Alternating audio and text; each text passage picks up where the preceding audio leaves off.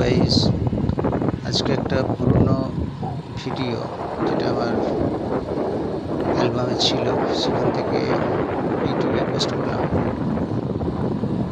এটা পুরনো বলতে গত ঈদের দিন যখন আমরা জঙ্গল সাফারিতে গিয়েছিলাম আমাদের বাড়ি থেকে আপনার 4-5 কিলোমিটার দূরে।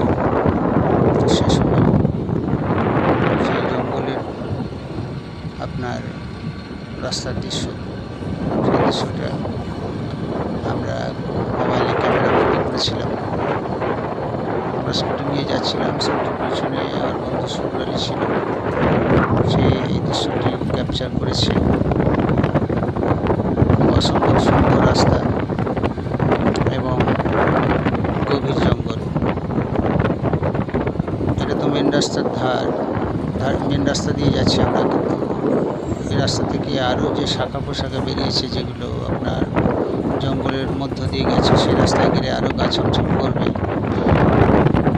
দিঘালের দিকে গিয়েছিলাম আপনার এরকম জঙ্গল পেরিয়ে গিয়ে আমাদের যে মধুবন রিসোর্ট আছে সেখানে গিয়েছি।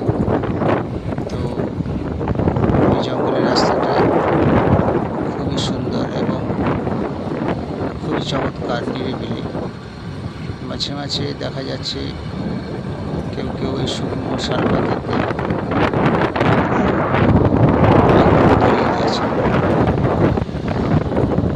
এগুলো খুবই খারাপ জিনিস, কারণ কি জঙ্গল আমাদের অক্সিজেন ছাড়াও আর অনেক কিছু দেয়।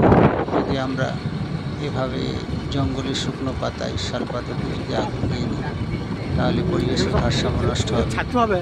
শুনছি যারা ছাতু সংগ্রহ করেন, পাশাপাশি গ্রামের মানুষ যারা ছাতু সংগ্রহ করে তারা নাকি এই আগুনগুলো দিয়েছে।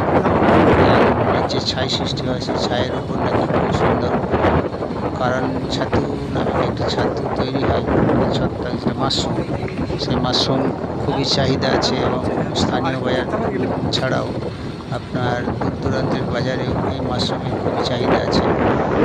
সেই তারাই নাকি এই আগুনগুলো জঙ্গলের শুকনো পাতায় আগুন দিয়ে দেয়। তাদের ছাতুটা, ছত্রাকটা বা আপনার মাশরুমটা বড় কথা নয় সংগ্রহ করা, কিন্তু জঙ্গলে যে ক্ষতি হয় সেই ক্ষতিটা আপনার যে ছোটো ছোটো গাছপালা বা বড় বড় গাছপালারও অনেক কিছু ক্ষতি হয়।